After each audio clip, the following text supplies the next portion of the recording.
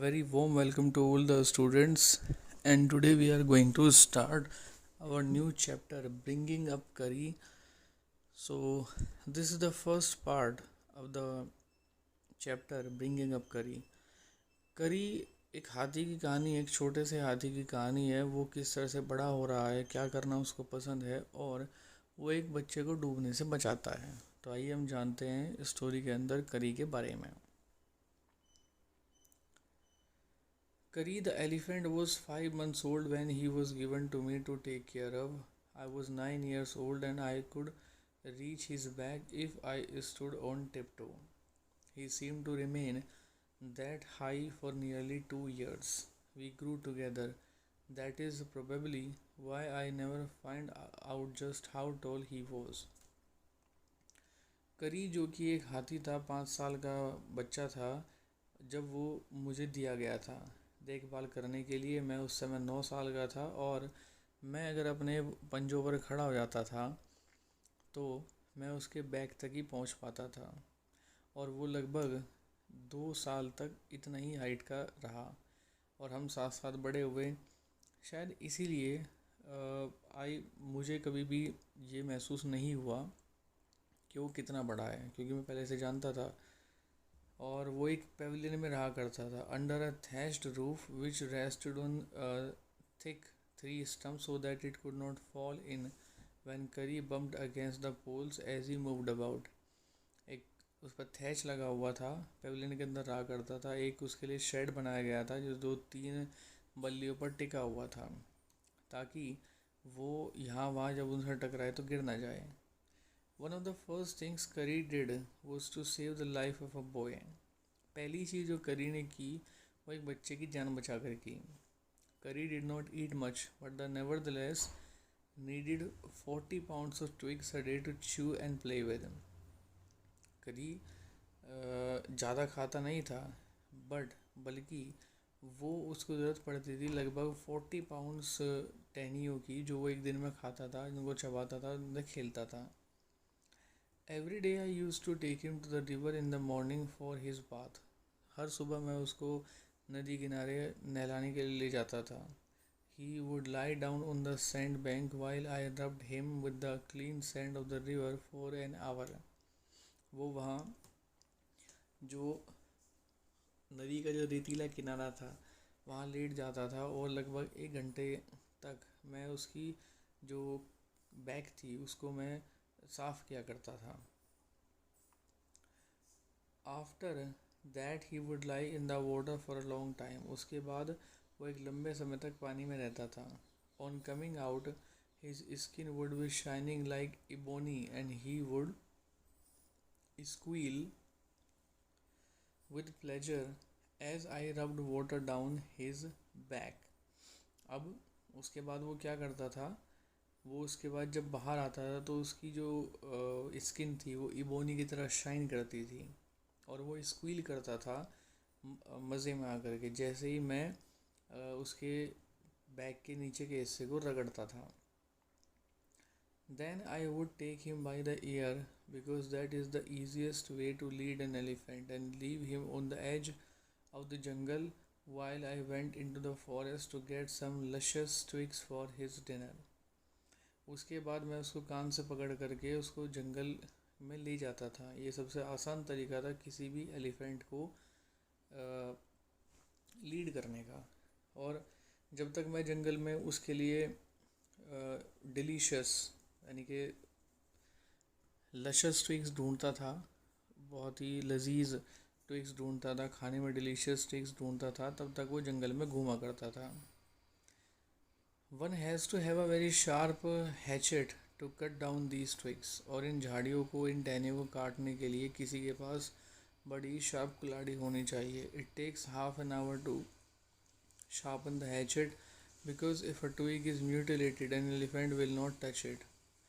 और आधा घंटा लगता था मुझे कुल्हाड़ी को शार्प करने में, क्योंकि अगर कोई ट्विग म्यूटिलेटेड है पहले से, अगर वो टूटी फूटी है तो कोई भी एलिफेंट उसको टच नहीं करेगा।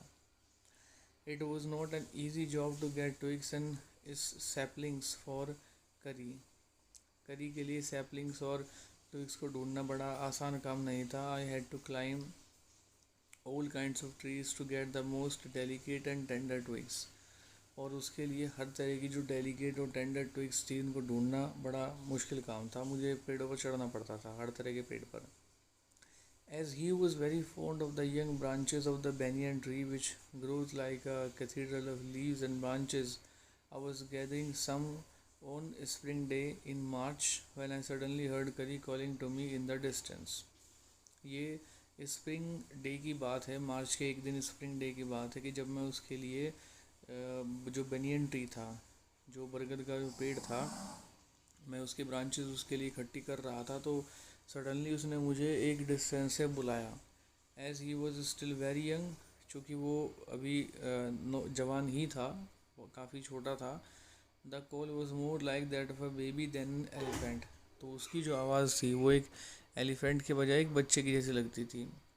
आई thought somebody was hurting him, so I came down from my tree and ran very fast to the edge of the forest where I had left him but he was not there.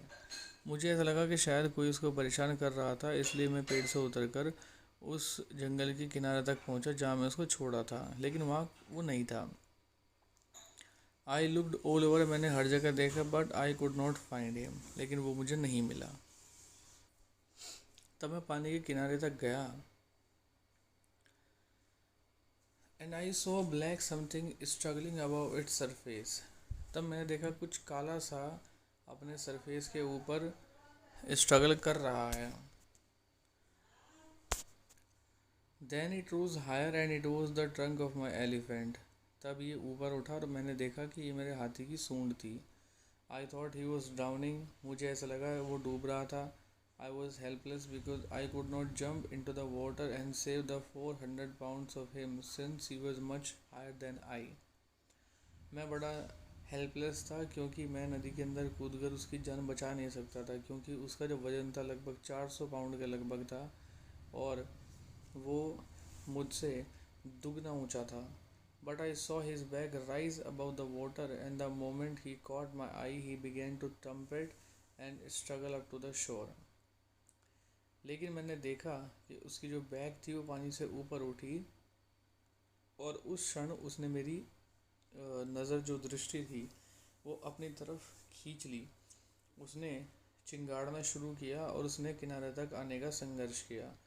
Then still trumpeting he pushed me into the water and as I fell into the stream I saw a boy lying flat on the bottom of the river.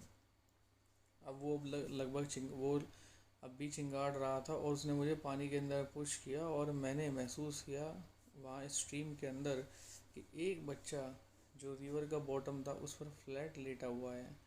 He had not all together touched bottom but he was almost afloat. उसने लगभग bottom को touch नहीं किया था, लेकिन वो लगभग तैर रहा था.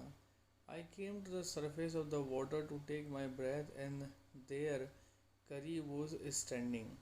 मैं ऊपर सरफेस के ऊपर सांस लेने के लिए आया और मैंने पाया कि करी वहाँ खड़ा हुआ था.